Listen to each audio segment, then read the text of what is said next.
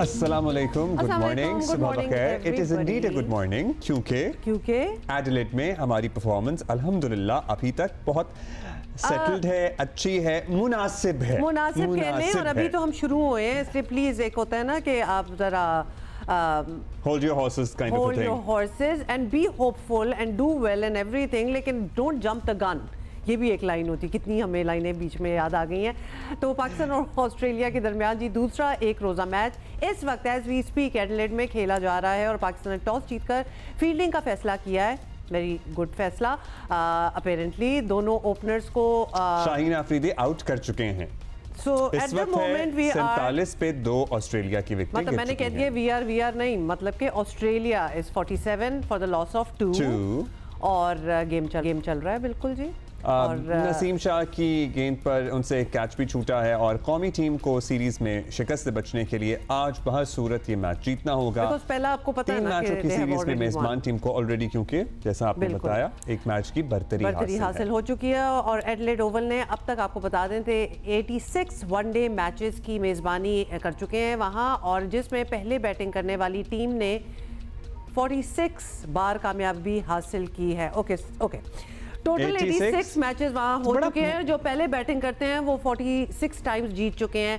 तो मतलब कि एक ट्रेंड है, वैसे हाफ ही समझो ना। नहीं 38 बार, हाँ 38 बार जो है वो दूसरे जीत, 40 दफा आधा कर लेना, ऑलमोस्ट 50-50 कर ले तो इट कुड बी। फिर भी हमने टॉस जीता और हमने फैसला किया कि हम इन्हें पहले बैटिंग कराएंगे और खुद फील्डिंग करेंगे। सो या और लेट्स सी इंशाल्लाह क्या होता है। Can we also remind you कि अभी तक आपको पता है ना कि ऑस्ट्रेलिया के अगेंस्ट हमने कभी एडिलेड में at least it's been 28 years. It's been 28 years. 1996 में वसीम अकरम की क़यादत में मैच जीता था। हाँ, तो 1996 की बात हो रही है। 96 को 28 साल हो गए, मतलब कि एक जनरेशंस 2 अदद आगे आ चुकी हैं। उसके बाद हम में से बहुत से ऐसे लोग होंगे ना जिनको अभी 96 लगता होगा 10-12 साल पुराना। नहीं 96 बहुत पुराना लगता है, लेकिन 2006 लगता है कि अभी था, हालांकि उसको भी बहुत अरसा गुजर चुका है हम जैसे लोग।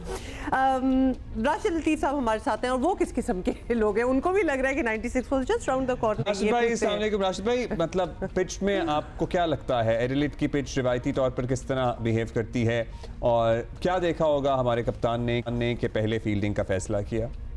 देखिए सबसे पहले आपने जो 1996 की जो बात की है उसका मैं पार्ट रहा हूँ। तो टेस्ट मैच था वो, ओडीआई नहीं था। टेस्ट मैच था वो। और ओडीआई पाकिस्तान काफी जीता है। 2002 में हम सीरीज जीते थे जिसमें आपने फेमस शोएब अख्तर की बॉल मेरे सर के ऊपर से जाती हुई देखी होगी। 5 विकेट लिए थे उन्होंने। तो हम लोग ओडीआई भी जीते हैं काफी, लेकिन टेस्ट मैचेस नहीं जीते। तो वहां पे हमें टेस्ट मैचेस के लिए प्रॉब्लम होती है और हमेशा हुई है। और आज जो टॉस का फैसला है मेरे ख्याल से बहुत ब्रेव डिसीजन लिया है पाकिस्तान ने। और ये जो आपने स्टैट बता रहे थे कि 86 में से 40 मैच फर्स्ट इनिंग्स वाले, इसमें हम डिवाइड कर लेते हैं कि कितने मैचेस डे नाइट हुए हैं। बहुत सारे मैचेस एक जमाने में सिर्फ डे हुआ करते थे, उसके डिसीजन सेकंड बैटिंग वाली जीती थी, लेकिन रात के मैच में थोड़े डिसीजन डिफरेंट होते हैं। इसीलिए कह रहा हूँ पाकिस्तान का जो डिसीजन है बॉलिंग पहले का डिसीजन है, ब्रेव डिसीजन। लेकिन वैसे ब्रेव डिसीजन तो है, बड़ी अच्छी बात है, लेकिन बेस्ड ऑन व्हाट, ये थोड़ा सा एक्सप्लेन करते हैं कि उन्होंने क्या देखा होगा कि सोचा कि चलो अगली टीम को वो कर लें पहले। कभी कभार अपने आप को ट्राई करते हैं कि हम इस कंडीशन में आए हैं। हमने पहले दूसरी बॉलिंग की मेलबर्न में और वहां पे हमने अच्छी बॉलिंग कर ली। क्या हमारे बॉलर डे लाइट में अच्छी बॉलिंग कर सकते हैं? क्या हमारे 5th बॉलर या 6th बॉलर कैसे बॉलिंग कर सकते हैं? कभी कभार होता है कि सेकंड इनिंग्स में बॉलिंग में ट्राई आउट नहीं होते, जिस तरह से लास्ट ओडीआई में हुआ है। शायद अपने आप को इन्होंने ऑप्शन दिया है कि हम अगर पहले बॉलिंग करें तो हमारी टीम किस कंडीशन में खड़ी है, किस शेप में बनेगी, तो ये भी पॉसिबिलिटीज है। लेकिन 4 फास्ट बॉलर दोबारा खिला देना थोड़ा सा मेरे ख्याल से लेकिन अगर लास्ट बात है कि बैटिंग बॉलिंग की अगर कर लें तो लास्ट मैच में हमने देखा था कि हमारे bowlers were actually quite effective, लेकिन हमारी बैटिंग कुड हैव बीन हमारे टेल एंडर्स ने एक्चुअली मतलब हमारी बैटिंग जो थी वो बनाए थे, जो ना बनाते तो हमारे लिए उस मैच में लड़ना भी मुश्किल होता। से देखा जाए तो क्या, क्योंकि अब तो हमें चेज ही करना पड़ेगा, तो are we ready for that? हो सकता है कि हमने बैटिंग लाइनअप अपनी लंबी की है। बॉलिंग में एक बॉलर शॉट आप कह सकते हैं, स्पिनर का स्पेशली शॉट है, और बैटिंग हमारी तो राज भाई हम पार्ट टाइम स्पिनर्स तो हैं हमारे पास, अगर हमें जरूरत पड़े तो हम करा सकते हैं। देखिए इसमें क्या होता है कि 11 से 40 ओवर तक आप फील्ड पोजीशन देखेंगे ना, प्लेसमेंट, उसमें पांचवा फील्डर दायरे में आ जाता है। T20 में ऐसा नहीं होता, तो इसमें बहुत 30 ओवर तक एक फील्डर दायरे में एक्स्ट्रा होता है, जिसमें से एक साइड ऑन साइड पे एक फील्डर अंदर होगा या ऑफ साइड पे, ऑप्शन होता है कैप्टन के ऊपर। उस पर रन बहुत ज्यादा बनने के चांसेस होते हैं, इसलिए छठा बॉलर जो है ना, जब काफी दफा मैं ये कहता हूँ कि हफीज हमारे छठा बॉलर हुआ करते थे, तो यहाँ वो अपने पूरे ओवर कोटे के करते थे, फिर जो फिफ्थ या फोर्थ बॉलर होता था उनको हम पार्ट टाइम समझते थे। तो जिस तरह से ऑस्ट्रेलिया का देखें, हार्डी इनके पांचवें बॉलर है, छठा बॉलर उनका मैक्सवेल है। मैक्सवेल भी बहुत अच्छा बॉलर है। ऑस्ट्रेलिया ने आज हैजलवुड को डाला है। जी, आज हैजलवुड को डाला, एक तब्दीली है, जो कि नए बॉल का दुनिया के बेहतरीन बॉलर में से है। रैंकिंग में भी ओडीआई में एक जमाने में नंबर 1 आए थे, तो हैजलवुड का इजाफा इनका बहुत अच्छा है। अच्छा, हारिस की तबाहकुन बॉलिंग थी पिछली दफा, लेकिन इकोनॉमी जाहिर है हमारे सामने ही थी, जरा एक्सपेंसिव, कुछ रन्स काफी दे दिए थे, फिर हसनैन ने भी कुछ रन्स दिए थे। तो हमें किस स्टेज पे उनसे बॉलिंग करानी चाहिए? अभी फौरन शुरू में ही करा देनी चाहिए? और जो बात कर रहे थे ना मैचेस की, हम स्पेसिफिकली एडिलेड की बात कर रहे थे कि हमें इट्स बीन 28 ईयर्स, हम वैसे तो वनडे जीते हैं ऑस्ट्रेलिया में, जाहिर है, सर्टेनली। हाँ ठीक है। अच्छा, इसमें जो हारिस की बात की, हारिस अमूमन ओल्ड बॉल ही करते हैं, तकरीबन 10 ओवर के बाद उनको लेके आया जाए। वहां पे बॉलिंग तेज की, रात का मौसम उसमें था, तो शॉर्ट ऑफ लाइन बहुत कामयाब रही। यहाँ पे थोड़े पिच आगे बॉल करनी पड़ेगी इनको। अगर आप देखें सुबह का मैच देखते हैं, जितना भी हुआ है मैच, उसमें जहाँ पे शॉर्ट ऑफ लाइन बॉल हुई है या आपने विड दी है, बाहर बॉल की है, चौका लगा है, वहां पे बहुत सारी बाउंड्रीज हमने लीक की है। बोनस से आप कह सकते हैं कि मैथी शॉट आउट हुए हैं, जो बाहर बॉल थी। उन्होंने जैक फ्रेजर को बहुत अच्छा आउट किया, शाहीन आफरीदी ने आगे पिच की, स्विंग हुई, अंदर आई, उसको आउट किया है। तो हमें एक बोनस विकेट मिली है इसके अंदर, लेकिन हमें कंटेन करना है, आगे बॉल पिच करनी है, बहुत ज्यादा पीछे या विट नहीं देनी। तो हारिस एक्साइटेड बॉलर, क्योंकि ग्राउंड भी छोटा है ना, एच में भी छक्का हो सकता है। राशिद भाई, कंटेन करना है तो क्या हमने, कितना हमारा टारगेट, मतलब क्या होना चाहिए जो हमारे लिए भी अचीवेबल हो? तो कहां तक उनको रोकें? तो टारगेट ये तो हमने ऑप्शन ऑस्ट्रेलिया को दे दिया ना, वो क्या टारगेट छोड़ेंगे। एग्जैक्टली, लेकिन हम उनको कंट्रोल तो कर ही सकते हैं ना, इसीलिए तो 250 से ज्यादा का थोड़ा सा मुश्किल हो जाता है। तो पाकिस्तान कोशिश करे कि इसके इर्द गिर्द अगर बचा सकता है तो बचाए, लेकिन ये कि ड्यू है बहुत सारे बैट्समैन के ऊपर हमारे के रन करना। हम कामरान गुलाम को ऊपर खिलाना चाहिए हमें, बिकॉज उनकी नेचुरल पोजीशन नंबर 3 की बनती है। देखिए काफी लोग बात कर रहे हैं कि 4 नंबर पे उनको आना चाहिए, 5 नंबर पे रिजवान को, लेकिन अगर हम देखते हैं रिकॉर्ड नंबर वाइज रिजवान का अराउंड 1500 रन नंबर 4 पे और 48 की उनकी एवरेज है। उन जिन नंबर पे उन्होंने ओडीआई में बैटिंग की है, उसमें नंबर 4 उनको बहुत सूट करता है। शायद यही वजह है कि वो नंबर 4 पे बैटिंग कर रहे हैं और कामरान को नंबर 5 पे बैटिंग करा रहे हैं। अच्छा, हमें नंबर वाइज कुछ शफलिंग करनी चाहिए ऊपर नीचे? हमने कामरान गुलाम की बात की, फिर इरफान नियाजी बड़े साउंड लग रहे थे पिछली दफा। इरफान नियाजी जब डोमेस्टिक में खेलते हैं, लिस्ट ए वनडे क्रिकेट खेलते हैं, तो ऊपर ही खेलते हैं, ये नंबर नहीं होता उनका। जो प्लेयर जिस नंबर पर खेल रहा हो, तो कोशिश यही होनी चाहिए कि कुछ मैचेस के बाद उसको प्रमोट करना चाहिए। तो उनके लिए शायद 7 नंबर बहुत अच्छा नहीं है। वहां पे आपके पास चांसेस बहुत ज्यादा रन के नहीं है, और होता क्या है कि अगर चेज कर रहे हैं, अगर नहीं हुआ तो सारा क्रिटिसिज्म वो ले जाएंगे, अपने ऊपर लेना पड़ेगा। अगर कर दे, हीरो बनने के चांसेस भी इसी नंबर पे होते हैं कि अगर आपको 50 रन चाहिए 25 बॉल पे या 30 बॉल पे, और अगर आप चेज गए तो चांसेस होते हैं। तो पाकिस्तान इसीलिए लग रहा है कि पाकिस्तान एक बैट्समैन से ज्यादा जा रहा है, भले वो चेज कर पाए या ना कर पाए, मुझे अभी भी लग रहा है कि एक बैट्समैन हमारा ज्यादा खेल। चलिए लेट्स सी क्या होता है। साथ साथ हम स्कोर भी देखते जा रहे हैं। 54 for the loss of 2। Australia जो है 10वां ओवर चल रहा है। ओहो, कैच छूट गया। स्मिथ ऐसे प्लेयर हैं जो कि पूरे 50 ओवर तक जा सकते हैं। और हमें कैचेस नहीं छोड़ने हैं, हमें कैचेस नहीं छोड़ने हैं, क्योंकि पहले मैच में भी हमने इंग्लिश का कैच आते ही साथ छोड़ दिया था, गली में इरफान से छूटा था। इरफान बहुत ही जबरदस्त होनहार फील्डर है, लेकिन वो छूट गया था, तो इससे बड़ा फर्क पड़ जाता है। कैचेस, एक कैच से बहुत फर्क पड़ जाता है, पूरा गेम का कंप्लेक्शन चेंज हो जाता है। एब्सोल्युटली। थैंक यू राशिद भाई फॉर योर एक्सपर्ट एनालिसिस।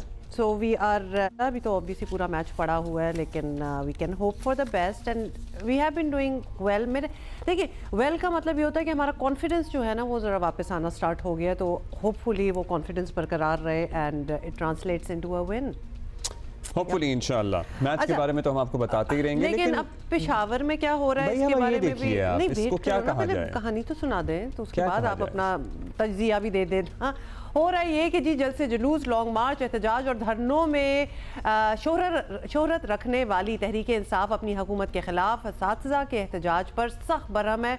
एहतजाज में शरीक हज़ारों टीचर्स जो हैं उनको मुअत्तल करने की धमकियां भी दी जा रही हैं। तो जमहूरी हक नहीं है उनका, जमहूरी हक बार बार तो दूसरों को याद कराते हैं। हक और मतलब अगर केपी की हुकूमत जो पाकिस्तान तहरीक इंसाफ की, वो तो दे बिलीव इन इट, वो तो बिल्कुल बिलीव करते हैं कि किसी भी चीज से ज्यादा एहतजाज में बिलीव करते हैं, जो है वो मतलब अमेरिका में एहतजाज हो रहा हो, बरतानिया में एहतजाज हो रहा हो, इनके मुंह से पहला जुमला जो निकलता है ये तो जमहूरी हक है, ये तो जमहूरी हक है। लेकिन वहाँ जो खुद हो रहा है वो उनको अच्छा नहीं लग रहा। लेकिन अगर ये जमहूरी हक कोई और हमारे खिलाफ इस्तेमाल कर रहा हो तो फिर पसंद नहीं आता। ये हकीकतें हैं। ऑल प्राइमरी टीचर्स एसोसिएशन, उनका मौकफ है कि सूबाई काबीना ने पिछले साल असातिज़ा की अपग्रेडेशन की मंजूरी दी थी, लेकिन अब अपने ही फैसले पर अमल करने से इनकारी है।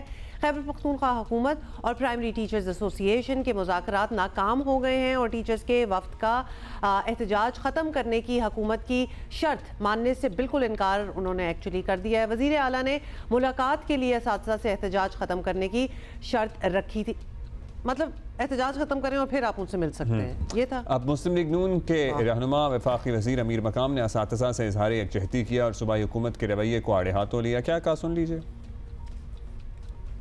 फेडरेशन पर हमला करते, उन लोगों को भी इस्तेमाल करते जो सरकारी मराहत लेते, तनख्वाहें लेते, गवर्नमेंट के एम्प्लॉइज है, तो उस टाइम उसको वही ड्यूटी याद नहीं रहती कि इन लोगों की कोई ड्यूटी है कि नहीं। और दूसरी साइड पर उसके लिए हमें समझ नहीं आता कि अगर कोई अपने राइट्स के लिए, हुकूक के लिए, हक के लिए, जेन्युइन डिमांड्स के लिए, और वही जो हमारे टीचर्स है, तो उन लोगों के साथ इस तरह बिहेव करना, उनके खिलाफ इस तरह आपने या पहले भी उसकी तारीख देखी, कभी उन पर लाठी चार्ज हुए, कभी उन पर शेलिंग हुई, कभी उन पर क्या हो गया। तो मैं कहता हूँ इंतहाई काबिल अफसोस और काबिल शर्म बात है, हम उसकी भरपूर मजम्मत करते।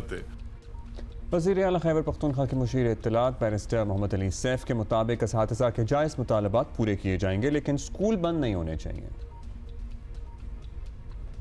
असातिज़ा हमारे लिए काबिल थे और हम बिल्कुल ये समझते हैं कि अगर उनके जायज़ मुतालबात हैं तो हल होने चाहिए ताकि तालीमी निज़ाम का हर्ज ना हो। लेकिन दूसरी तरफ मैं असातिज़ा से भी ये दरख्वास्त करूँगा कि जिन बच्चों के मुस्तकबिल की ज़िम्मेदारी रियासत ने उनके हवाले की है उनका भी कुछ ख्याल करें। वो बच्चे इस तनाज़े का हिस्सा नहीं है। ये तनाज़े आपका हो सकता है हुकूमत के साथ हो, हुकूमत के साथ आपकी शिकायत हो, लेकिन बच्चों का कोई कसूर नहीं है। उनकी तालीम, उनका टाइम ना ज़ाया करें। अच्छा, now primary teachers are not the only one. इसके अलावा एलिमेंट्री और सेकेंडरी एजुकेशन फाउंडेशन में पढ़ाने वाले 5000 से ज़ायद असातिज़ा जो हैं वो भी, हाँ, उनको भी उन्हें 6 माह से तनख्वाह नहीं मिली है। अब वो एहतजाज नहीं करेंगे तो क्या करेंगे? तहरीक इंसाफ का मौक़िफ़ है कि एहतजाज हर किसी का जमहूरी हक है। अब हक मांगने वालों को नौकरी से बरतरफ करने की धमकियां देना, लिस्टें बनाना, पीछे खुद अपने सियासी फ़लसफ़े के ख़िलाफ़ नहीं ये काम कर रही है। अब बेहतर तो यही है कि मुज़ाकरात की मेज़ पर बिठाएं इनको, मामलात को हल करें। हमारी साथी नुमाइंदा हैं जियो न्यूज़ से अरूबा इब्राहिम, उनसे हम मालूम करेंगे कि क्या सूरत हाल है, क्या ये एहतजाज अभी भी जारी है, मुज़ाकरात के कितने अदवार हो चुके हैं, नहीं हो चुके। ओके, अरूबा से भी अपडेट लेंगे कि एक्चुअली, और ख़ासतौर पे स्कूल्स भी अब खुले हुए हैं कि नहीं खुले हुए, अगर टीचर्स ही नहीं जा रहे तो क्या हो रहा है। लेकिन उससे पहले हम बात कर लेते हैं खैबर पख्तूनख्वा के वज़ीर बराए एलिमेंट्री और प्राइमरी तालीम फैसल खान तरक्की साहब से। तरक्की साहब, पहले तो ये बता दें कि टीचर्स के मुतालबात क्या हैं एग्जैक्टली, और क्या उनसे किसी ने कुछ पूछा है, किसी ने उनको इंगेज किया है, क्योंकि बात स्कूल बंद करने जैसी एहतजाज तक अगर पहुँच रही है तो ये कैसे हुआ? जी बिल्कुल, ऐसा है कि ये जितने भी यूनियंस वाले हैं और एप्टा वाले, फॉर एग्जांपल ये अभी जो एप्टा वाले वो कर रहे हैं, एहतजाज कर रहे हैं, जब से मैं ऑफिस में आया हूँ 9 मंथ से इन सब यूनियंस वाले के साथ मेरी वक्तन फ़ौक्तन मुलाकात होती है।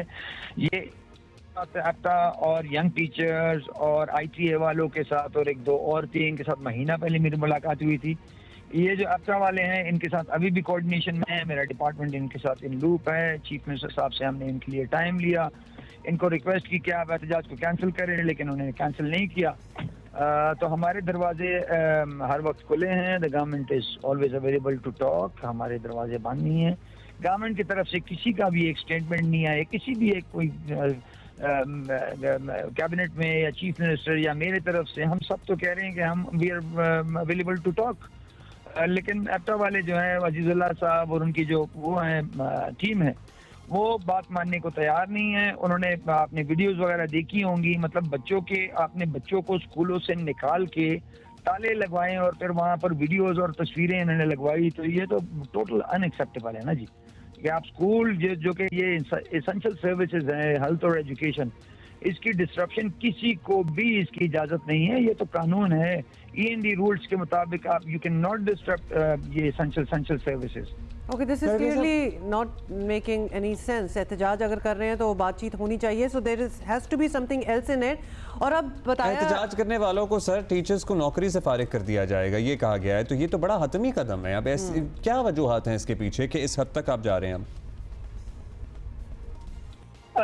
इस तरह है जी कि ये जिस तरह मैंने कहा कि ये END रूल्स की खिलाफ वर्जी है। ये इन्होंने जो एसेंशियल सर्विसेज के अंदर आते हैं, आप दुनिया में कहीं पर भी जाएं, कहीं पर किसी को इजाज़त नहीं होती कि वो अस्पताल को या वो स्कूल को ताला लगा के आप जो है ना उसकी सर्विसेज को आप डिस्टर्ब करें। अब ये जितने हमारे एप्टा के जो वहाँ पर लोग एहतजाज कर रहे हैं, इन सबके बच्चे प्राइवेट स्कूल्स में पढ़ते हैं। तो अपने बच्चों को आप प्राइवेट स्कूल भिजवा के नो प्रॉब्लम, और गरीब का जो बच्चा है जो गवर्नमेंट की स्कूल जाता है, उसको आपने स्कूल से निकाल के ताला लगवाया और फिर वीडियोस रिकॉर्ड की, तस्वीरें बनवाई। तो ऑब्वियसली पर गवर्नमेंट का और डिपार्टमेंट का तो एक वो है ना, वो डिपार्टमेंट को तो हमें तो स्कूल्स ऑपरेशनल रखने हैं जी, हमने तो बच्चों को पढ़ाना है, हमारा काम सेंसिटिव है। तो गवर्नमेंट को सब स्कूलों को ऑपरेशनल रखना है। और ये जो इनके खिलाफ जो ये सस्पेंशन वगैरह के जो इश्यूज हैं, वो तो डिपार्टमेंट ने अपना एक स्टैंड तो ऑब्वियसली लेना है। अच्छा जी फैसल खान साहब, नौकरियां खत्म हो जाएं, गिरफ्तारियां भी, अगर नौकरियां भी खत्म हो जाएं ठीक है, गिरफ्तारियां भी कर लें आप, लेकिन तब भी एहतजाज ना खत्म हुआ, ना रुका, तो क्या करेंगे? क्या खैबर पख्तूनख्वा हुकूमत जो है वो ताकत के इस्तेमाल तक जा सकती है? मतलब हम इतनी एक्सट्रीम पे क्यों जाते जा रहे हैं? बात कर लें उनसे और ख़त्म करें काम को। गवर्नमेंट के जो बर्दाश्त का लेवल है वो तो हम बर्दाश्त कर ही रहे हैं, हमने तो अभी तक कोई स्टेप नहीं लिया इनके खिलाफ। वरना हम चाहें तो हम we can go hard on them, लेकिन हम ये सारे दरवाजे हम खुले छोड़ रहे हैं। हमारे हर लेवल के ऊपर इनकी नेगोशिएशन, मेरे स्पेशल सेक्रेटरी वन कैसर आलम साहब को हमने डिप्लॉय किया है इनके साथ, वो इनके साथ कोऑर्डिनेशन से भी इनके लिए टाइम लिया था। उन्होंने एक पॉइंट ये रखा था कि ये एहतजाज को पोस्टपोन कर लें। हमने इनको कॉल किया अजीजुल्लाह साहब को, उन्होंने कहा कि नहीं हम एहतजाज नहीं कैंसिल करा सकते। तो मतलब अब CM तक की बात हम ले गए हैं, CM से मुलाकात का भी हमने टाइम स्लॉट लॉक कर लिया। The government is taking really good care. Government के लेवल के ऊपर कोई सच अभी तक कोई इस तरह का कोई फोर्स का या कोई जबरदस्ती का कोई इशू नहीं है।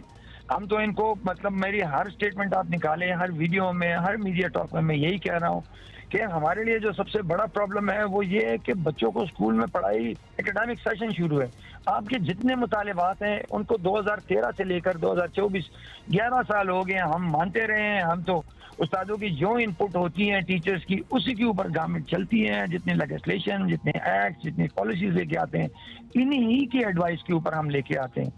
तो आई डोंट सी कि इसमें कोई वो है। हम तो बार बार कह रहे हैं कि हम नेगोशिएशन के लिए हर वक्त हमारे दरवाजे खुले हैं। इनको भी अपना एहतजाज जो है ना वो पोस्टपोन करना चाहिए और स्कूलों को दोबारा खोल के ऑपरेशनल करना चाहिए। और आपने सारी गुफ्तगू में तरगई साहब एक बात भी की कि इनके अपने बच्चे तो प्राइवेट स्कूलों में पढ़ते हैं, तो आपके वो दावे कि आप निज़ाम तालीम को पख्तूनख्वा में ऐसा बना देंगे कि सरकारी अफसरान के बच्चे, ये तो टीचर्स हैं इनके, क्या सबके बच्चे सरकारी स्कूलों में पढ़ेंगे? वो तो फिर नहीं पूरा हो सका। और आप पे इसलिए भी ज़्यादा तनकीद हो रही है क्योंकि आपकी जमात एहतजाज को अपना हक समझती है, इनफैक्ट फ़र्ज समझती है। और आपके जलसों में भी लोगों का निज़ाम ज़िंदगी मुतासर होता है। इस्लामाबाद में आप जब मतलब कितनी दफ़ा तो लॉकडाउन करा चुके हैं, मोटरवे बंद कर दो, फलाना कर दो, मतलब आप लोगों की एक पूरी हिस्ट्री है एहतजाज और बंद करने को लेके चीज़ों को। तो एटलीस्ट ये जस्ट बिकॉज ये एहतजाज कर रहे हैं सारे टीचर्स और इनका क्या रवैया होना चाहिए, तो ये डबल स्टैंडर्ड है सर। ये it does not match with your previous policies. आपने वीडियोस देखी है या नहीं मुझे नहीं पता, लेकिन आप बच्चों को स्कूलों से निकाल रहे हैं और फिर ताले लगा के स्कूलों के सामने खड़े होकर वीडियोस और तस्वीरें मतलब आप रिकॉर्ड कर रहे हैं। पूरे पाकिस्तान में एजुकेशन डिपार्टमेंट की, हमारी खैबर पख्तूनख्वा की बदनामी, पूरे दुनिया में लोग मतलब ये क्या कहेंगे कि पख्तूनख्वा के लोग ये इनका वो लेवल है, ये इस तरह के करते हैं। ये तो एजुकेशन डिपार्टमेंट है जी, ये CNW नहीं है, ये PHE नहीं है, ये फूड डिपार्टमेंट नहीं है, ये हेल्थ मिनिस्ट्री नहीं है। हमारी तो एसेंशियल सर्विसेज है जी। एजुकेशन जो है वो सबको हमने प्रोवाइड करना है, और इससे हमारी जो है एकेडमिक सेशन है वो डिस्टर्ब हो रहा है। तो इनसे हमारी यही इल्तिजा है कि एहतजाज को पोस्टपोन करें और बराए मेहरबानी स्कूल्स को ऑपरेशनल रखें। गवर्नमेंट हर लेवल पे इनको अकोमोडेट करने के लिए तैयार है और हमारे दरवाजे हर वक्त खुले हैं। गवर्नमेंट के लेवल पे तो किसी ने भी कोई एक बयान नहीं दिया कि या हम बात नहीं करेंगे या इनसे मिलेंगे नहीं या इनके मुतालिबात नहीं मानेंगे। हम तो बारहा कह रहे हैं कि हम मिलने के लिए भी तैयार हैं, हम बात सुनने के लिए भी तैयार हैं। इन सब के साथ मेरी 9 महीनों से दर्जनों मुलाकातें हुई। अजीजुल्लाह साहब के साथ मेरी 4-5 मुलाकातें हुई हैं। मेरे गांव में हुजरे में भी आते हैं, वहाँ पर भी मुलाकात हुई है। मेरे ऑफिस भी आते हैं, वहाँ पर भी मुलाकातें हुई। इनके अलावा जो तंजीमें हैं, यूनियंस हैं, उन सब के साथ भी मुलाकातें होती है और एक कोऑर्डिनेशन में उनके साथ लेके चलते हैं। आपकी मसला हल नहीं हो रहा ना, लेकिन बहुत शुक्रिया आपका फैसल साहब। लेकिन आपने बहुत शुक्रिया, हमारे साथ आप थे। लेकिन आपने ये जो बात की है कि बड़ी बदनामी भी हो रही है, बच्चों को निकाल के ताले लगा के स्कूल में वीडियोस बनाई हैं, हो रही है बदनामी इससे, लेकिन और भी बहुत से काम हैं। लेकिन this should not matter to the Khyber Pakhtunkhwa government, क्योंकि बहुत सी और भी पहले बहुत से एहतजाज हुए हैं जो कि इसी जमात की तरफ से हुए हैं, जहां लगा लोगों को कि दुनिया में बदनामी हो रही होगी मुल्क की because of what is being done, even writing letters to the IMF और इस किस्म के जो सारे इकदाम हुए हैं। तो इस चीज से तो आप लोगों को इम्यून होना planning to write letters and what not, मतलब चीनी सदर का एहतजाज थोड़ा सा समझने की आने के मौके पे एहतजाज, तो पाकिस्तान की बदनामी तो मुताबिक मौकों पे और भी होती रही है।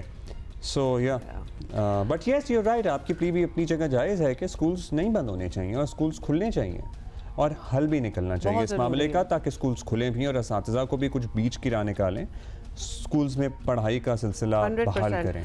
अभी अच्छा, आपको पता ही है कराची में वैसे ही बहुत कुछ हो रहा होता है, लेकिन end of the year activities तो बहुत ज़बरदस्त किस्म की होती हैं। तो कराची के एक भरपूर इवेंट कैलेंडर का एक अहम मेला इस इतवार को सजने जा रहा है। 8वां अदब फेस्टिवल हो रहा है और इस फेस्टिवल में अहम अदबी और समाजी इशूज़ पर मुकालमों के साथ नई किताबों की रुनमाई भी होती है। बहुत कुछ होता है एक्चुअली, तो वो इस मरतबा क्या कुछ होगा, क्योंकि इसमें थिएटर परफॉर्मेंसेस भी होती हैं, म्यूज़िक भी होता है, टाइम्स हमने डांस भी देखा है। इसकी फाउंडिंग डायरेक्टर अमीना सैयद साहब हमारे साथ मौजूद हैं, उनसे बात करते हैं। अमीना साहब, thank you once again, you are coming up with yet another edition of the Adab festival. इस मरतबा क्या खास है? जी, इस दफ़ा हमने ज़रा सी तब्दीली हम फॉर्मेट में हमने की है, और वो ये है कि पहले हम साल में एक फेस्टिवल करते थे 2-3 दिन की, और उसमें भरपूर सेशंस होते थे, तो सारा हम अपना एफर्ट और बजट उस एक फेस्टिवल में लगा देते थे। अब हमने ये तय किया है कि हम साल में 4 या 5 फेस्टिवल्स करेंगे और एक दिन की करेंगे, और ज़रा छोटी, ये नहीं कि 5-5 हमारे पैरेलल पैनल्स हो रहे हैं। राइट, एक वक्त में एक ही पैनल होगा, 1 या 2 ज़्यादा से ज़्यादा। क्योंकि लोग मुझसे अक्सर ये कहते थे कि आपने वो असल में वो हम आ नहीं सके, अब हमें 1 साल इंतज़ार करना पड़ेगा। तो अब ये है कि ठीक है, एक दफ़ा आपने मिस कर दिया, आप अगले फेस्टिवल में आ जाएं। और फिर ये भी होता होगा, बिकॉज एटलीस्ट मेरे साथ ही हुआ है, whenever I have gone to इस तरह कोई फेस्टिवल्स होते हैं, अगर बहुत से पैरेलल हो रहे हो, you want to attend a few of them जो साथ साथ होना स्टार्ट हो जाते हैं, तो आप कर नहीं सकते उसमें। इसीलिए हमने वो सिर्फ 2 पे हम आ गए हैं, बल्कि हमारा एम है कि एक करें। अच्छा, ताकि लोग इससे भी बहुत वो होते थे, फ्रस्ट्रेट होते थे कि अरे हमें तो दूसरा भी अटेंड करना है, तीसरा भी अटेंड करना है, क्या करें। तो अब इस मरतबा कौन शख्सियात हैं जो इसमें 4 चांद लगा रही हैं, कौन से मौज़ूआत पर बात हो रही है? Everything is in one day, तो क्या क्या होने वाला है? जी हाँ, एक तो हम इसमें तालीम पे एक हमने सेशन किया है, और जिसमें यहाँ काफ़ी लोग आ रहे हैं जो ख़ास तौर पे तालीम से वाबस्ता हैं। फिर हमने बुक लॉन्चेस की हैं, उमर शाहिद हामिद की जो लेटेस्ट अभी किताब आई है, समझिए hot of the press, the election. अच्छा, उसकी हम रूनुमाई कर रहे हैं। आयशा सरवरी की जो किताब है उन heart tantrums, misogyny in marriage, okay, वो बहुत ही और बिल्कुल उन्होंने खुल के लिखा है जी। तो बहुत एक बात हो रही है ये उसके साथ समझिए एक भी। नया जॉनर आ रहा है कि आप अपनी मेमोआर लिखें खुल के, हर बात उसमें। और लेकिन उसका प्रेफेस जो है वो उनके मियाँ ने लिखा है, जिसमें उन्होंने इंटरेस्टिंग, ये जी तो हाँ। ये एक ट्विस्ट है, वेरी नाइस। और वो खुद भी होंगी, उनके मियाँ भी होंगे, उनके मियाँ भी होंगे तो जी हाँ, मुकालमा भी हो बहुत मज़े का जाएगा। होगा। हाँ। जिन्ना पे हमने एक बहुत ज़बरदस्त पैनल रखा है। ओके, मतलब ये हिस्ट्री भी हमने कवर की है, उसमें लम से लाहौर से डॉक्टर अली कासमी आ रहे हैं, अली उस्मान कासमी, जो बहुत ही बड़े हिस्टोरियन हैं पाकिस्तान के, सैयद जाफ़र अहमद, और एनीबडी फ्रॉम अब्रॉड आल्सो, कोई आपको जी perspective डॉक्टर भी डाला है? आबिद चौधरी जो बांग्लादेश के हैं, ओके, उन्होंने एक बहुत कमाल का काम किया है। वो जो आएंगे, इसीलिए इस दफ़ा हम उसको खैर वैसे तो उन्होंने इस्लाम और साइंस से बहुत काम किया है, उस पर भी वो बात करेंगे, लेकिन वो ये कह रहे हैं कि उन्होंने एक सिस्टम निकाला है कि बजाय इसके कि चावल के एक हमारी जो हमारे सेकंड बिगेस्ट एक्सपोर्ट है, राइट, बजाय इसके एक हार्वेस्ट हो साल में 3 हो सकती हैं। अच्छा, तो इसका इन्होंने पूरा एक वो बनाया है साइंटिफिकली, तो वो आ रहे हैं, वो इसके बारे में बताएंगे। और बड़े डाइवर्स किस्म के एग्रीकल्चर भी है, हिस्ट्री भी है, रिलीजन भी है, सोशल इश्यूज भी हैं, सारा कुछ है। असल में बिजनेस और हमने एग्रीकल्चर इसलिए मिलाया कि ये हमारे मुल्क का हिस्सा है। बिल्कुल, ये बड़ा ज़रूरी है मिलाना। लिटरेचर और कल्चर को ये नहीं कर सकते कि एक 1.5 इंच की मस्जिद बनाए, हम सबको मिला के रख रहे हैं। तो जो पाकिस्तान के मेरे ख्याल में सबसे बड़े राइस फार्मर हैं फैसल जहांगीर मलिक, वो भी आ रहे हैं, वो भी बात करेंगे। डॉक्टर आबिद चौधरी दोनों पर्सपेक्टिव्स लेके आ रही हैं। एक फॉरेन इन्वेस्टर भी आ रहे हैं, सैयद नवेद हुसैन, अच्छा, जो पहले बांग्लादेश में थे। अब हम वापस इस सवाल पे आ गए हैं मीना जी कि ये एक दिन में ही सब कुछ होगा, ये तो बड़ा ये तो हमें 2-3 दिन के आइटिनरी लग रही है, क्योंकि हमने तो अभी एक दिन की बात की है, but you have really managed to pack it जी। We have entertainment, Areeb Azhar गाएंगे, ओके, और अरीब अजहर का जो वो है हम देखेंगे, वो तो समझिए कि बहुत, और उनका एक स्टाइल भी अरीब अजहर का एक बड़ा और हिस्ट्री भी बताएंगे। राइट, सैफुल मलूक का एक उनका गाना है, वो पूरी उसकी हिस्ट्री भी बताएंगे, फिर गाना गाएंगे। और अनवर मकसूद भी आ रहे हैं, क्योंकि उनके बगैर तो बहुत ही बिल्कुल वो तो बड़ा ऐसा कोई भी फेस्टिवल उनके बगैर एंटरटेनमेंट है, बिजनेस है। अच्छा, अब जी हम आपको याद दिला दें दोबारा, this is on this Sunday, if you are in Karachi तो आप इसको अटेंड कर सकते हैं। रजिस्ट्रेशन होगी, सुल्तान रोड पर, बिल्कुल फ्री। लवली, ये तो बहुत ही अच्छा हो गया। और कितने बजे शुरू हो जाएंगी? 11 बजे शुरू होगा हैबिट में, टीपू सुल्तान रोड और शारिया फैसल के कोने में। यू नो, आपको वेन्यू भी पता लग गया, वक्त भी पता लग गया, क्या कुछ होने वाला है वो भी पता लग गया, so you know it all now. जबरदस्त। और फिर आपने वो एक थैंक यू स्नैपशॉट भी दे दी कि वहाँ क्या एक्सपेक्ट किया जा सकता है। Best of luck with it. 10 thank you, बहुत शुक्रिया। और राइट, देखिए कोई ऐसा हमारा वीकेंड नहीं होता कराची में, एटलीस्ट आजकल, जब कुछ ना कुछ ना हो रहा हो और हर किसी के इंटरेस्ट की कोई चीज़ होती है। So this is what you can do this weekend Karachi के हवाले से। और जो भाई इस साल डकैती मुज़ाहमत में कत्ल होने वालों की तादाद हो गई है 105। 105। और दूसरी जानिब दौलत और ताकत के नशे में शहर की सड़कों पर दंदनाते जो डाले एक दूसरे पर गोलियां बरसा रहे हैं, ये भी एक नया ही फिनोमेना है। शहरियों में खौफ और हरास फैला रहे हैं, और ये ना सिर्फ कानून बल्कि कानून नाफिज करने वाले इदारों का भी मजाक उड़ाने के मुतरादिफ है। और दीदा दिलेरी और बेखौफी की इंतहा देखें कि कल एक दूसरे पर फायरिंग करती 2 गाड़ियां एयरपोर्ट की पार्किंग तक चली गई। Can you imagine? I mean airport पे तो जब आप जाते हैं ना, तो आपकी अगर गाड़ी में वो ब्लैक अगर सनशेड्स भी लगे हों तो वो भी आपको उतारने पड़ते हैं, मतलब they are so particular about it. और यहाँ 2 गाड़ियाँ एक दूसरे पे गोलियाँ, एक फिल्मी सीन चल रहा है, एयरपोर्ट की पार्किंग में पहुँच गए। फिर क्या हुआ? फिर ये भी हुआ है कि एयरपोर्ट पर गिरफ्तार किए गए ASF के हाथों मुल्ज़िमान मोहम्मद हसन, मुस्तफ़ा बवानी और दरीन खान का नाम FIR में शामिल नहीं किया गया। बासर मुल्ज़िमान है ना।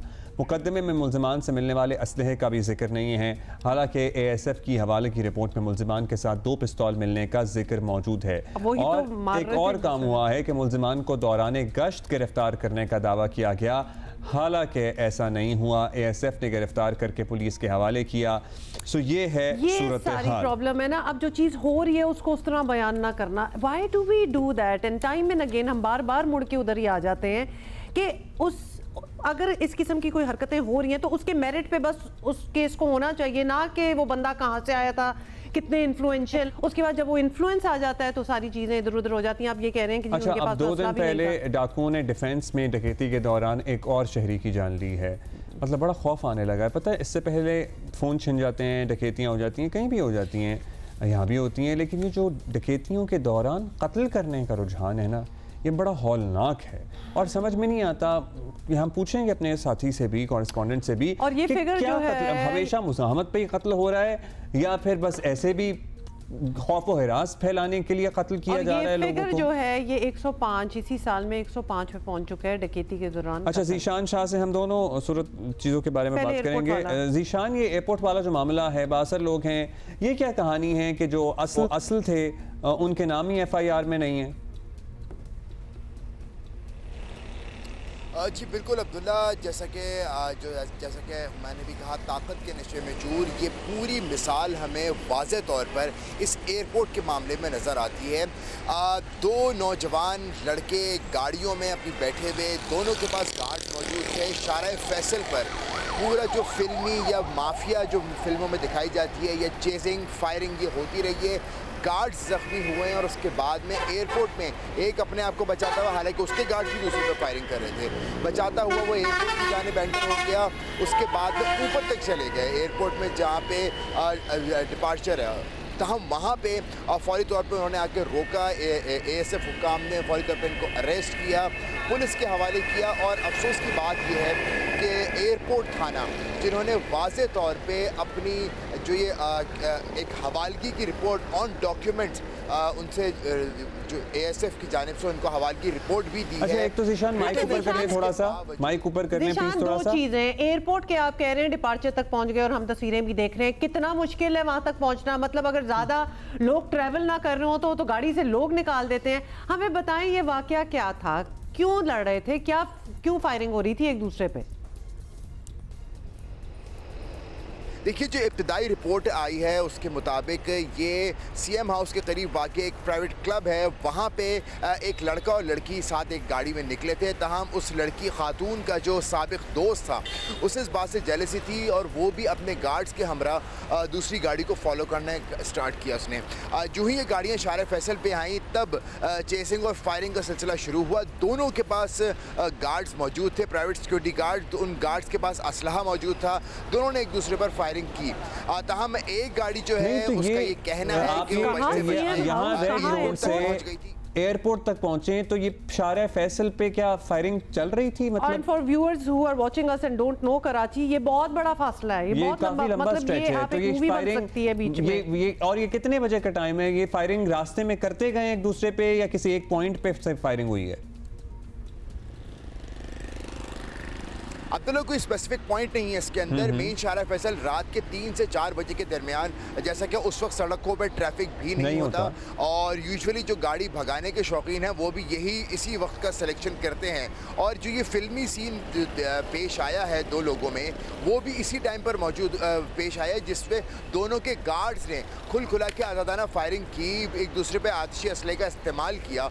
और उसके बाद में जब आगे वाला ये आगे की जानिब मलिर, क्योंकि शायद ये इन्फ्लुएंशियल फैमिली, इनको शायद मलिर के बारे में नहीं पता, इसलिए फौरी तौर पे इन्होंने जो है एयरपोर्ट की जानिब इनको शायद रास्ता नज़र आया। और उस वक्त इनको एक अनफॉर्चुनेट ये भी देखने में आता है कि एयरपोर्ट की सिक्योरिटी, क्योंकि गाड़ी में अगर वो मौजूद जो स्प्रे मौजूद होता है उसके ऊपर भी रोक लेती है। ये असलहे के साथ ना उनको रोकने की डेफिनेटली कोशिश की गई होगी, क्योंकि इनको बाद में वहाँ से हिरासत भी उन्होंने लिया, लेकिन वो इनको रोक नहीं पाए और ये गाड़ी को भगाते हुए। ये बड़ा इंपॉर्टेंट पॉइंट है। If somebody is trying to get into the airport, मतलब पता नहीं ये करना भी चाहिए। ये लोग पहुंच गए, ये लोग एयरपोर्ट में डिपार्चर तक पहुंच गए। मतलब हमारे पास कोई ऐसा मैकेनिज्म नहीं है कि अगर हम किसी को नीचे जो चेकिंग पॉइंट है उस पर रोकना चाहें तो नहीं रोक सके ना लोग। कहने का मतलब है भाई, अभी कुछ हफ्ते पहले वहां एक पूरा ब्लास्ट हुआ है एयरपोर्ट के बाहर। We would think कि अब तो सिक्योरिटी कोई एयर टाइट किस्म की सिक्योरिटी होगी। ये तो चले आपस में लड़ते हुए उधर पहुंच गए, लेकिन व्हाट इफ इनकी इंटेंशंस कुछ और होती? कांट भी, अगर कोई और हो और वो इस तरह एंटर होने की कोशिश करे तो वो तो डिपार्चर लॉन्च तक पहुंच जाएगा। बिलाशुबा ये काफ़ी सारे सवालात जैसे क्रिएट हुए हैं, जिसके वजह कुछ सवाल सामने नहीं आ पाते क्यों, लेकिन उसके बावजूद भी इसमें कोई शक नहीं है कि इस तरह से एक बड़ी असलहे के साथ बैठे हुए लोग, खुदा न खासा अगर कुछ और भी होता तो काफ़ी बड़ा ये सिक्योरिटी ब्रीच समझा जाता, और लोग इस तरह से मेन एयरपोर्ट तक पहुँच गए और वहाँ पहुँचने के बाद में बिलाकर उनको गिरफ्तार तो कर लिया गया, लेकिन अगर खुदा न खासा कुछ और ये मामला या और मज़ीद नुकसान पहुँचाने की कोशिश करते तो उससे काफ़ी बड़ा नुकसान मुतवक्का था। लेकिन उसके बाद मैं दोबारा ये बताना चाहूँगा। Thank you for the detail. जी क्विकली ब्रीफली जी जीशान, वी हैव 30 सेकंड्स। हाँ जी, मैं बिल्कुल ये बताना चाहूँगा कि उसके बावजूद भी पुलिस ने सारा का सारा वाक़या ऑन किया। जो इन्फ्लुएंशियल फैमिली के बच्चे थे, जिनमें से एक सियासी बैकग्राउंड का एक बच्चा है बताया जा रहा है, एक बहुत बड़ी बिजनेस फैमिली का बच्चा बताया जा रहा है, उनको निकालने के बाद में उनके गार्ड्स को नामजद किया गया और केस निपटा दिया गया। थैंक यू जीशान, अपने बच्चों को करें भाई। ये कोई कहने वाली बात है, अपने बच्चों मतलब कैसे करें बच्चों को। जी हम स्मॉग की बात करेंगे। हाँ। लाहौर की बहुत बात होती है, लेकिन आपको पता है कि लाहौर के साथ पंजाब के और कई शहर जैसे कि मुल्तान जैसे कि फैसलाबाद, मतलब ये अगर नंबर्स और पार्टिकुलेट नंबर्स की बात करें तो ये लाहौर को भी पीछे छोड़ दिया है इन्होंने। मगर अभी एज वी स्पीक लाहौर फिर फ़ज़ाई आलूदगी में नंबर 1 है, and the heart cries because such a beautiful city and as we speak Lahore, Delhi, Beijing, Dubai also, लेकिन रहने के काबिल, ये बात कहते हुए दिल भी दुख रहा है, लाहौर शहर इस मौसम में रहने के काबिल नहीं रहा है। फ़ज़ाई आलूदगी जो है उसमें लाहौर ऑब्वियसली आपको पता है कि मतलब ऑलमोस्ट ऑलवेज ही नंबर 1 पर होता है। सुबह सवेरे ही शहर का एवरेज एयर क्वालिटी इंडेक्स जो था वो 824 तक पहुंचा, और लोग मुख्तलिफ एलर्जीज, अमराज का शिकार, तो वो तो एक कांस्टेंट एक चीज़ है। If you live in Lahore you have to live with this. तो स्मॉग के बायस जो है वो परवाजें भी ताख़ीर का शिकार हो रही हैं। सूबाई हुकूमत ने फ़ज़ाई आलूदगी के खात्मे के लिए तालीमी इदारों की बंदिश समेत कई इक़दाम उठाए हैं, मगर स्मॉग का मसला हल होने को नहीं दे रहा। So this is a very huge challenge जिसके बारे में कुछ करना पड़ेगा, क्योंकि ये 1-2 दिनों की बात नहीं होती है, पूरा एक सीजन जो है वो चलता है। और लाहौर में across the year, around the year धुआं रहता है, पोल्यूशन है, वो बस जब औस में मिलता है, फॉग में मिलता है तो स्मॉग बन जाता है। गवर्नर पंजाब सरदार सलीम हैदर कहते हैं कि मोहसिन नकवी की निगरान वजारत आला के दौर में स्मॉग से बेहतरीन अंदाज में निमटा गया था। निगरान गवर्नमेंट को ये क्रेडिट देने का मोहसिन नकवी साहब की सरबराही में कि उस दौर में इस स्मोक को जो है वो बेहतर किया गया। उन्होंने ऐसे इक़दाम उठाए कि अगर मुकम्मल हल ना हुआ लेकिन काफ़ी हद तक बेहतरी ज़रूर आई। इस दफ़ा हम ऐसे लग रहा है कि बिल्कुल इसमें फंसे हुए हैं और चीज़ें बेहतर नहीं हो रही बल्कि चीज़ें ख़राब हो रही हैं।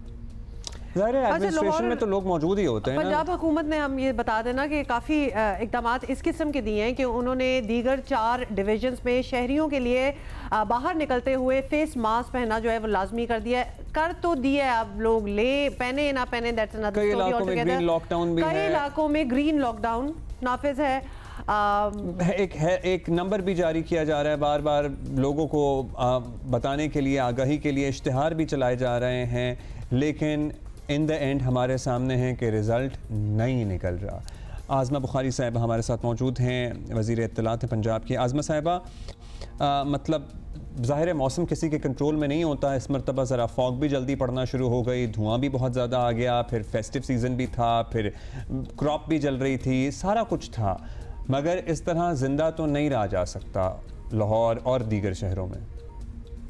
बहुत शुक्रिया हुमायूं अब्दुल्ला, बिल्कुल आप ठीक कह रहे हो। और ये जो एनवायरनमेंट की जो प्रॉब्लम्स होते हैं या क्लाइमेट के जो इश्यूज होते हैं, ये हुकूमतें अकेले दफ्तरों में बैठकर या अपने तौर पर आइसोलेशन में इक़दाम लेकर नहीं कर सकती। हमें अपनी सोसाइटी की जो बिहेवियर्स हैं, अपना जो लाइफस्टाइल है, उसमें चेंज लाना होगा। सॉरी मेरा भी गला आपको थोड़ा वो लग रहा होगा। सो हम we all suffering from this, ये इसमें कोई दूसरी राय नहीं है। लेकिन जो बीजिंग की एग्जांपल अभी आपने जो चार्ट भी सुनाया, उसमें बीजिंग भी हमारे बाद जो है वो मौजूद है, दुबई भी है। सो ये नहीं है कि स्मॉग स्पेसिफिकली सिर्फ पाकिस्तान के अंदर है, बाकी जगहों पर नहीं होती है।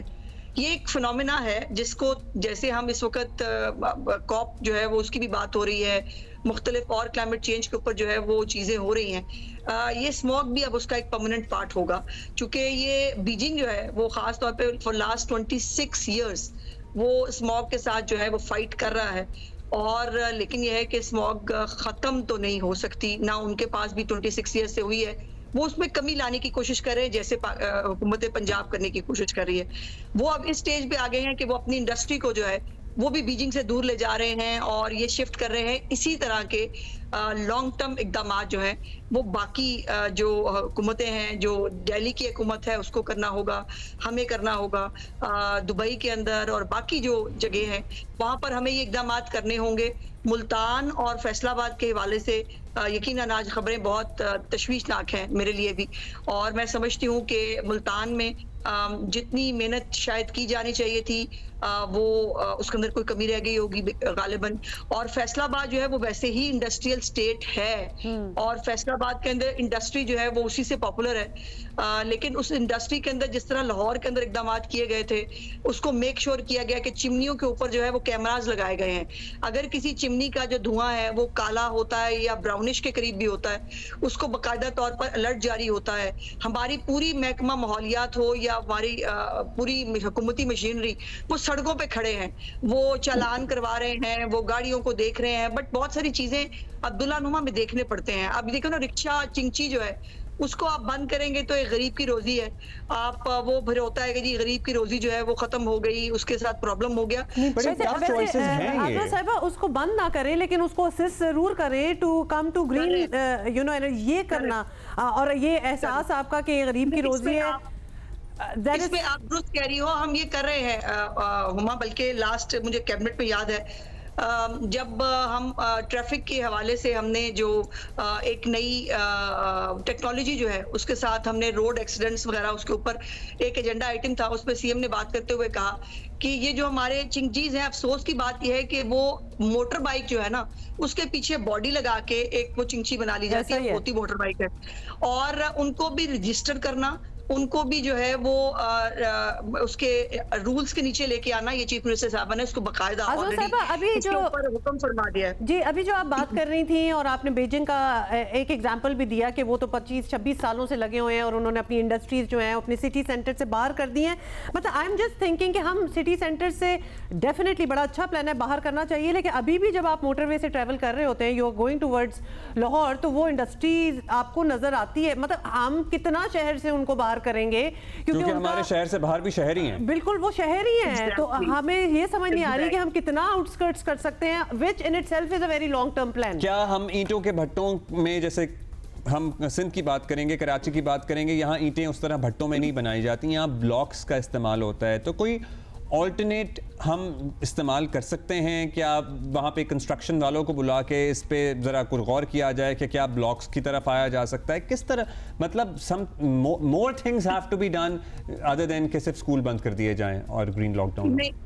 नहीं, ऐसा नहीं है अब्दुल्ला कि सिर्फ स्कूल बंद कर दिए गए। भट्टों के हवाले से पिछले 6-8 महीने के अंदर सैकड़ों जो भट्टे हैं उनको चालान हुए हैं, कईयों को मिसमार किया गया है और हम ऑलरेडी भट्टों को जिगजैग टेक्नोलॉजी के ऊपर ले जा रहे हैं, और जो भट्टे जिगजैग टेक्नोलॉजी पे नहीं जाएंगे वो पंजाब में काम नहीं कर पाएंगे।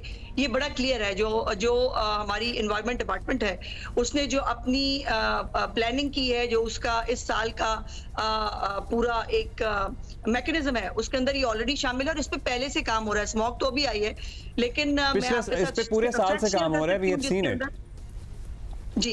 वो खुद, बल्कि हमारी जो सीनियर मिनिस्टर है उसने खुद जाके बहुत सारे भट्टे करवाए हैं खुद खड़े होकर।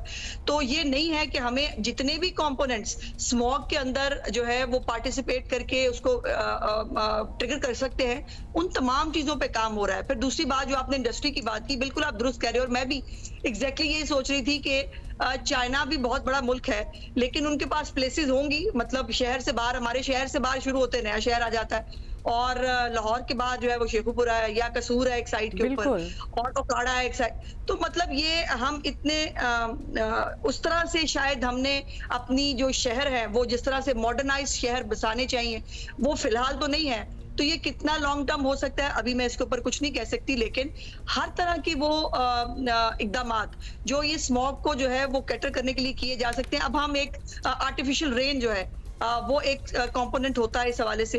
वो आर्टिफिशियल रेन जो है उसके लिए भी एक स्पेसिफिक तादाद में बादलों का होना जरूरी है, जिनको आप सीड कर सकें, उसका इंतजार करेंगे। बिल्कुल वो है, उसके लिए खास माहौल होना चाहिए। अच्छा आजमा साहब, अब एक और बात, क्योंकि ये प्रॉब्लम पूरे खित्ते का है, ये हमारा भी है, दिल्ली का भी बहुत ही बुरा हाल है, ऊपर हमारा कंपटीशन ही चला वो वाले मामलात कहां तक पहुंचे? हाँ, वो हम आपसे पूछना चाहेंगे। हम तो सीरियस हैं, चलें ठीक है, आपसे हम बात भी करते रहते हैं, चीजें हो भी रही होती हैं, हम अपनी तरफ से उनको ये पैगाम भेज रहे हैं अक्रॉस द बॉर्डर कि लेट्स टॉक अबाउट इट। क्या आपको उधर से भी कोई पैगाम आया है कि yes this is a very serious issue and we need to sit together? या हमारी ऑफिशियली क्या कम्युनिकेशन अभी हुई है ऑफिशियल चैनल्स से? अभी अब्दुल्ला राइट नाउ मैं जो लेटर है वो इस वक्त के स्टेज पे है, फॉरेन ऑफिस चला गया है या नहीं आई कांट से। अभी मुझे इसके ऊपर जो है वो चेक करना होगा। कुछ दिन पहले चीफ मिनिस्टर साहिबा की तबीयत काफ़ी ख़राब थी, 2-3 दिन वो बहुत बीमार भी रही हैं, सो उस हवाले से भी शायद कुछ डिले हो गया। लेकिन इंडिया जो है वो भी इसके ऊपर they want to work together, because वो भी हमारी तरह हम एक दूसरे पे डिपेंडेंट है और हमें एक दूसरे के साथ मिलकर काम करना होगा। और ये स्मॉग डिप्लोमेसी अगर शुरू हो जाए तो इससे बेहतर बात हो नहीं सकती। और कुछ चीजें बैकग्राउंड में हैं जो मैं अभी शायद राइट नाउ आपसे बता ना सकूं। लेकिन आजमा साहब, आपको ये कम्युनिकेट किया गया है कि they are also interested in talking to you? जी, मैंने कल आपके चैनल पर ही जो है वो कुछ रिपोर्ट भी देखी जिसके ऊपर उन्होंने कहा कि फिलहाल उनको लेटर नहीं मिला है, लेकिन जो है वो इसके ऊपर वो काम करने के लिए वो भी तैयार है और उनको करना पड़ेगा, चॉइस नहीं है ना, उनके पास चॉइस है ना हमारे पास चॉइस है। हमें अपने लोगों को मरने से बचाना होगा, हमें अपने लोगों के लिए ये एफर्ट करनी होगी और उसके लिए बैकग्राउंड में कुछ चीजें हो रही हैं जो अभी मैं आपको बता नहीं सकती। चलिए, भारतीय पंजाब से तो सर्टनली आप रब्ता करेंगे, लेकिन मियां नवाज शरीफ के आपको पता ही है, नरेंद्र मोदी और उनके मतलब उनका एक कोर्डियल रिलेशन रहा है और वो यहाँ पे भी फैमिली की वेडिंग में भी आ गए थे अचानक से, विच वाज सो वो एक हिस्ट्री भी है। सो कहीं मियाँ साहब खुद इन्वॉल्व होके मोदी साहब से रब्ता करें, बिकॉज क्योंकि ये तो बड़े स्पेशल सर्कमस्टांसेस हैं, extraordinary circumstances.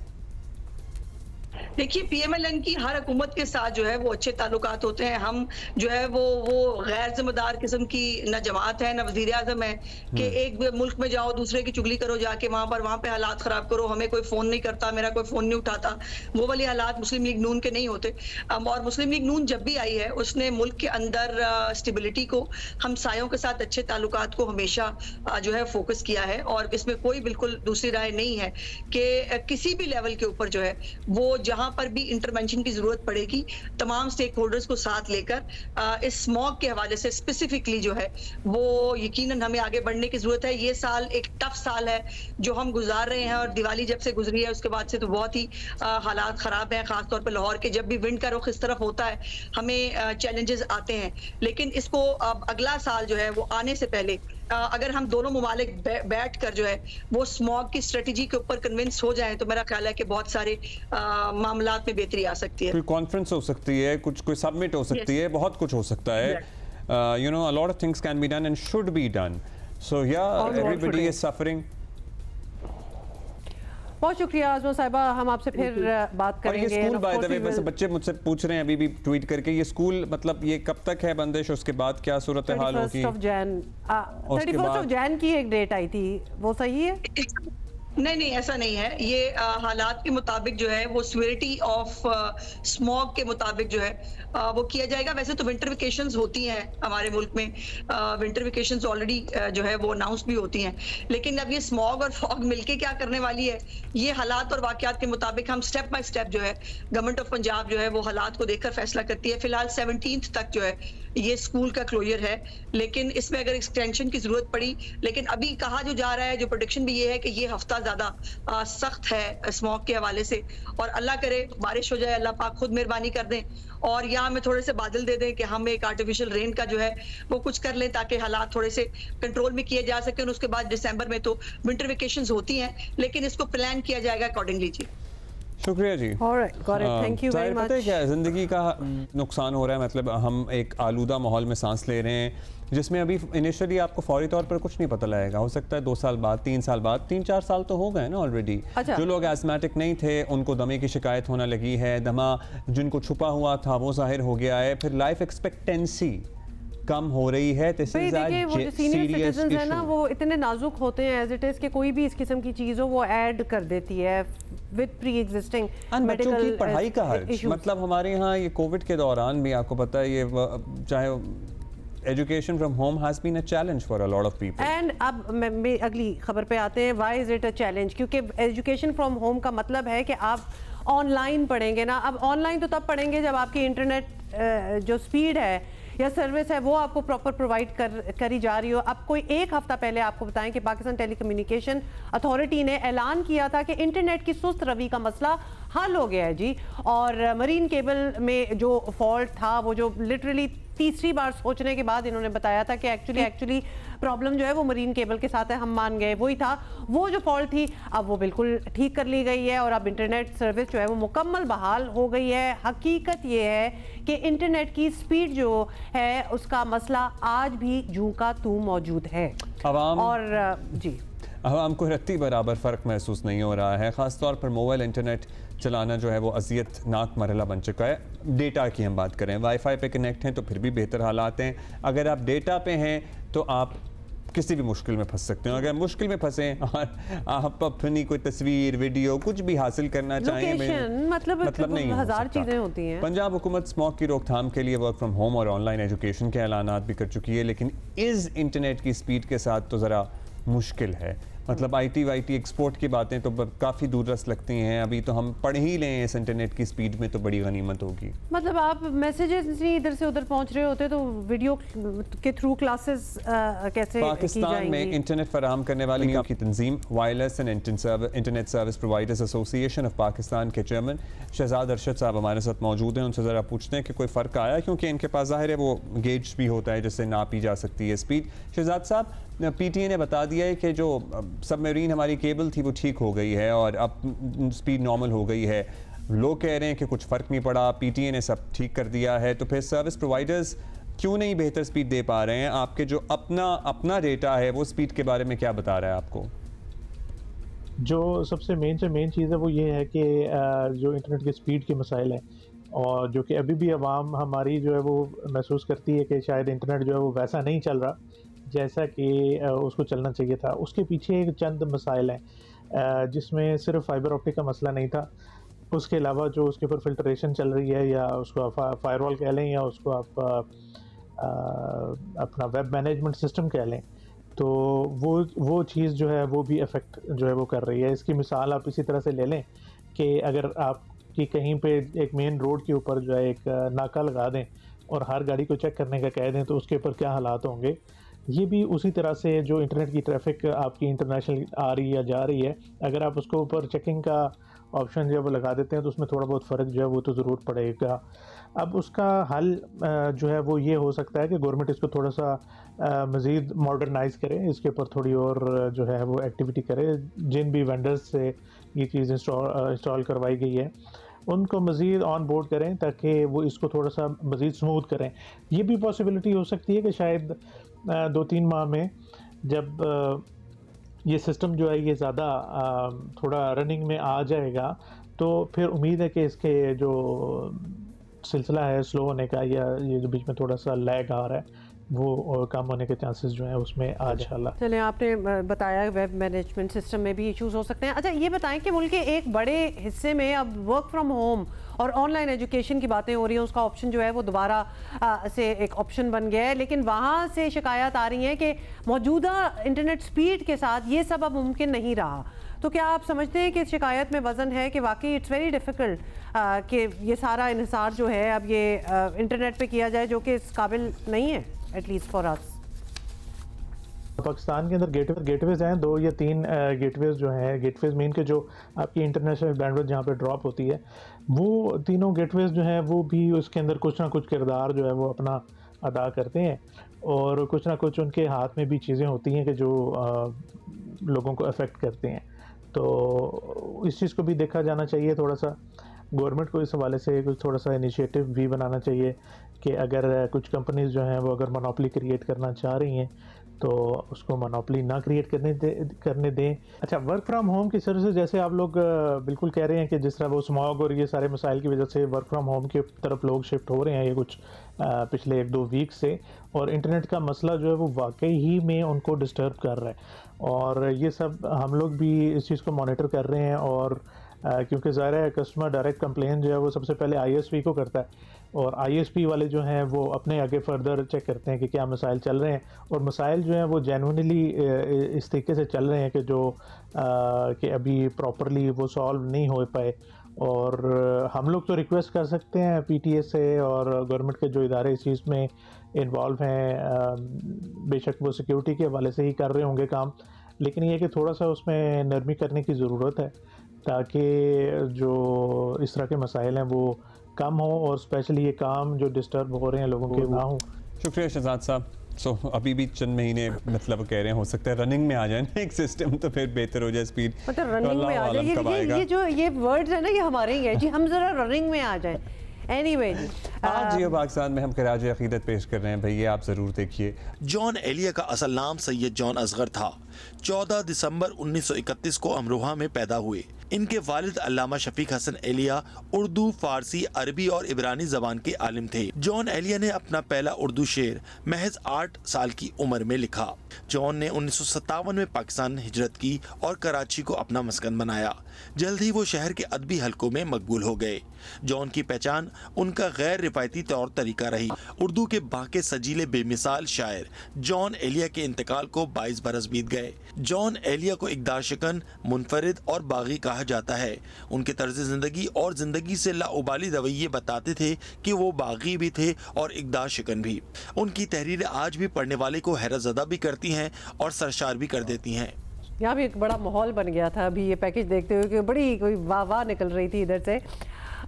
Okay, so that is it for you. अभी हम थोड़ी सी ब्रेक ले लें। क्या ख्याल है? 5 विकेटें गिर गई ऑस्ट्रेलिया की। 120 नसीम शाह ने भी अपनी कंट्रीब्यूशन जो है वो 1 विकेट में दे दी है। सुनिए, पेशावर के इलाके चमकनी में ख्वाजा सरा ने लड़की को अगवा कर लिया। बज़ाहिर ये अजीब व गरीब वाक़या है। पुलिस ने इफ्तिखार नामी ख्वाजा सरा के घर से मुख्तलिफ लड़की को बाजियाब कराया और सोशल मीडिया से कोई दोस्ती और फिर शादी का झांसा। पेशावर से क्या मामला है, या रसूल दावड़ हमें बताएंगे भाई।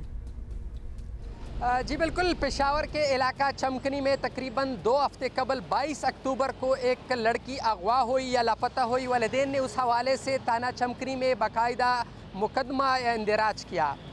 वालिदैन का ये कहना था कि इनकी बच्ची मदरसे के लिए निकली थी लेकिन वो ताहाल घर नहीं पहुंची। पुलिस ने तलाश शुरू की तो वो बच्ची जो मदरसे के लिए निकली थी वो एक ख्वाजा सरा के घर से बरामद हुई। कहा जा रहा है कि ख्वाजा सरा ने कोशिश की कि इस लड़की के साथ ब्याह कर ले, शादी कर ले। इस हवाले से उन्होंने इसको अगवा किया था और अपने घर में रखा था। पुलिस का ये कहना है कि इसकी ये कोशिश नाकाम बना दी गई है और लड़की को बाजियाब कर दिया गया है, अपने वालिदैन के हवाले कर दिया गया है। ख्वाजा सरा के बारे में कहा जा रहा है कि मेल ख्वाजा सरा ने ये कोशिश की थी और इनकी इस लड़की के साथ फ़ोन पर रब्ता भी था और इस रब्तों की वजह से वो चाहते थे कि आपस में शादी कर ले, लेकिन पुलिस ने रेड की और इस हवाले से पुलिस ने इस लड़की को बाजियाब किया और अब जो लड़की है वो अपने घर में है और ख्वाजा सरा को गिरफ्तार कर लिया गया है। जी चले, एटलीस्ट लड़की घर आ गई। हाँ। तो ये बड़ी अच्छी बात है। और पकड़ा भी गया है मुलजिम। आप में से बहुत से लोगों ने नाश्ता कर लिया होगा या बहुत से लोग सोच रहे होंगे। मैंने नहीं किया। अभी नहीं किया तो आपको कुछ आइडियाज़ देते हैं और ये आइडिया हम नहीं दे रहे हैं। ये पाकिस्तान में तैनात अमरीकी सफ़ीर डोनाल्ड ब्लूम वो कराची आए और वो कराची के ख्वाबों के, खानों के दिल दादा हैं और ये उन्होंने फिर से साबित किया। तो उन्होंने कुछ ऑप्शंस एक्सप्लोर की। उनके तवस्सुत से हम भी जरा रिविजिट कर लें कि क्या क्या चीज़ें हो सकती हैं। हाँ, ऑप्शंस क्या क्या हैं हमारे पास। तो उन्होंने बड़ा कुछ लो जी, पूरी तो बनता ही है, पराठा हमारा बड़ा ही ज़बरदस्त है यहाँ का। ये तो हलवा पूरी हो गई ना। ये हलवा पूरी है, उसमें इनकी कमेंट्री भी है, बड़ा लजीज। अच्छा चुप करें ना फिर कमेंट्री। बड़ा ही जुल्म हो गया है हमारे साथ। लेकिन अच्छी बात यह है कि ये जहाँ खा रहे थे ये जगह हमारे बड़े नज़दीक है, we can actually go after the show. रास्ते में हम ये खा सकते हैं। और जब गरम पूरी आ रही होती है ना इस तरह, अच्छा, I can't speak. मुंह में पानी आ रहा है इनके, लेकिन मैं शो को आगे बढ़ाने की कोशिश करूंगा। और आपको हमने बताया था कल कि हमारे एक चैंपियन मोहम्मद आसिफ हैं जो तीसरी दफ़ा IBSF आलमी स्नूकर चैंपियन बन गए हैं। हर तरफ से मुबारकबादें समेट रहे हैं और वो यहाँ रुक नहीं रहे हैं। वो दोहा कतर में होने वाले वर्ल्ड मास्टर इवेंट में भी आगे बढ़ते ही चले जा रहे हैं और अब तक के तमाम मैचेस उन्होंने जीत लिए और अब इस टाइटल के नॉकआउट मरहले तक पहुँच गए हैं। सो इस दौरान उन्होंने भारतीय हरीफ को भी हराया है और वो हमारे साथ मौजूद हैं। माशाअल्लाह, कर दिया था कि मोहम्मद आसिफ मुबारक हो आपको। मतलब अब क्या आप स्टेज पे आ गए हैं कि आप कह सकते हैं कि जो आपने ख्वाब देखा था, जो सोचा था, वो अचीव कर लिया? खैर मुबारक जी, बहुत शुक्रिया। पहले तो अल्लाह ताला का शुक्रिया अदा करता हूं कि अल्लाह ताला ने मुझे इस टाइटल से नवाजा, इस कामयाबी से नवाजा। और मैं समझता हूं कि ये रुकने वाला सिलसिला नहीं होता। इंसान की जिंदगी में तो ऐसी फतूहात का सिलसिला जारी रहना चाहिए और वो कोशिश करता रहता है कि मजीद आगे ऐसे ही फतूहात का सिलसिला जारी रहे। क्या मानी रखता है ये IBSF टूर्नामेंट इटसेल्फ? जो लोग नहीं वाकिफ इस खेल और इस टूर्नामेंट से, उनको प्लीज बताइए कि कितनी अहमियत है आपके खेल की दुनिया में इस टूर्नामेंट की जो आपने टाइटल जीता है। देखें जी, मैं यहाँ पे वाज़ेह करता चलूँ कि एमेचर लेवल पे आज तक सिर्फ 2 ही प्लेयर ऐसे हैं जिन्होंने 3 दफा ये टाइटल अपने नाम किया है पूरी दुनिया में। और उसमें एक तो इंडिया के पंकज अडवाणी है और सेकंड आज मैं हूँ जिनका रिकॉर्ड आपने बराबर कर दिया है। तो जी माशाल्लाह। सो आपने ये मतलब एक के बाद दूसरा, दूसरे के बाद तीसरा हैट्रिक इन्होंने इस टाइटल को जीतने की है। अच्छा आसिफ, ये भी बताइएगा कि आप अपने आप को मतलब ऑप्टिमम लेवल पे किस तरह रखते हैं? बिकॉज माशाल्लाह इतनी आपकी फतवात हो चुकी हैं, इतने आप जीत चुके हैं और you are on your way to winning more, तो आप अपने आप को किस तरह करंट और टॉप पे रखते हैं? देखें जी, अपने आप को टॉप पे रखने के लिए इंसान को प्रैक्टिस चाहिए होती है। तो अल्हम्दुलिल्लाह कि मैं अपनी एवरीडे जो प्रैक्टिस है वो भी करता रहता हूँ और साथ में मैं समझता हूँ कि गेम के साथ साथ आपको दुआओं का बड़ा यानी कि ज़रूरत होती है। तो अल्हम्दुलिल्लाह पूरी कौम की दुआएं हमारे साथ होती हैं अल्हम्दुलिल्लाह, और पेरेंट्स की दुआएं हैं, सबकी दुआएं होती हैं, तो वो रंग लेके आती हैं। तो अपने आप को देखें, अपने नफ्स पे कंट्रोल करना ही इस गेम में सबसे बड़ी बात है। तो अल्हम्दुलिल्लाह के प्रेशराइज सिचुएशन में अपने आप को कंट्रोल करके तो ये टाइटल जीतना एक मुश्किल काम है। अच्छा, लेकिन अल्लाह का शुक्र है कि अल्लाह ने हमें अल्लाह मियां आपको और कामयाबियां देता चला जाए इंशाल्लाह। हमारे यहाँ क्या स्नूकर का सिस्टम ऐसा बन गया है कि आप जैसे चैंपियंस आगे भी निकलेंगे, या आप समझते हैं आप एक एक्सेप्शन हैं? जो सिस्टम है, जो फेडरेशन है, क्या वो भी खिलाड़ियों को सपोर्ट फराहम करते हैं? देखिए जी, बात यह है कि मैं अगर इस टूर्नामेंट की बात करूं तो इसमें मेरे ऊपर ट्रस्ट किया मेरी स्नूकर फेडरेशन ने, और जिसमें बिलखसूस आलमगीर शेख साहब का बड़ा किरदार है, जावेद करीम का और नवीद कपाड़िया हमारे बोर्ड मेंबर हैं, और जितने भी हमारे बोर्ड मेंबर्स हैं उन्होंने बड़ा एतमाद किया और मैंने अल्हम्दुलिल्लाह उनके एतमाद को आगे बढ़ाया और ये टाइटल अपने नाम किया। तो ये अगर उनकी एफर्ट ना होती तो ये मैं इस टूर्नामेंट में नहीं आ सकता था, नहीं खेल पाता यहाँ पे आके, और ये टूर्नामेंट जो है वो मैं नहीं जीत पाता। तो इसलिए उनकी बड़ी सपोर्ट है और फिर मेरे डिपार्टमेंट की बड़ी सपोर्ट है मुझे अल्हम्दुलिल्लाह कि नेशनल बैंक ने हमेशा हमें सपोर्ट किया है। मैं हूँ, अज़्ज़त है और मोहम्मद सज्जाद है, ये 3 प्लेयर नेशनल बैंक के डिपार्टमेंट की तरफ से खेल रहे हैं। तो उनकी सपोर्ट की वजह से भी आज हम ये ऐसी पोजीशन पे हैं। अच्छा, अब ये बताएं कि अभी हमारे जो Olympian Arshad Nadeem javelin throw में उन्होंने ओलंपिक्स में जीता है, उनके जो हरीफ थे इंडियन नीरज, उनसे बड़ी अच्छी दोस्ती थी। अब आपने भी एक भारतीय हरीफ को हराया है, तो आपकी गेम में भी आप लोगों की भी दोस्तियां साथ साथ चल रही होती हैं? जी बिल्कुल बिल्कुल। देखिए मैं समझता हूँ कि प्लेयर जो है वो पूरी दुनिया का प्लेयर है, ऐसा नहीं है कि मैं पाकिस्तान से हूँ। तो प्लेयर्स जो हैं वो अपने आप को पॉजिटिव रखते हैं हमेशा, और वो इन दूसरी चीजों में जाते नहीं, इन्वॉल्व नहीं होते, क्योंकि अपने माइंड को डाइवर्ट नहीं करना होता। तो हमारी बहुत अच्छी दोस्ती से आपस में गपशप होती है, एक दूसरे के बारे में, गेम के बारे में डिस्कशन होती हैं, और फिर वहाँ क्या चल रहा है, हमारे टूवर्स जो हैं उनके बारे में चीजें चल रही होती हैं। तो अच्छी दोस्ती है मेरी, पंकज अडवाणी से भी है, कमल से भी, जितने भी इंडियन प्लेयर हैं सबसे बहुत अच्छी दोस्ती है। वेल वंस अगेन बहुत मुबारक हो आपको, और बहुत मुबारक हो वंस अगेन आपको। इंशाल्लाह आपसे दोबारा बात होगी। वी कैन सी यू इंशाल्लाह। बाय।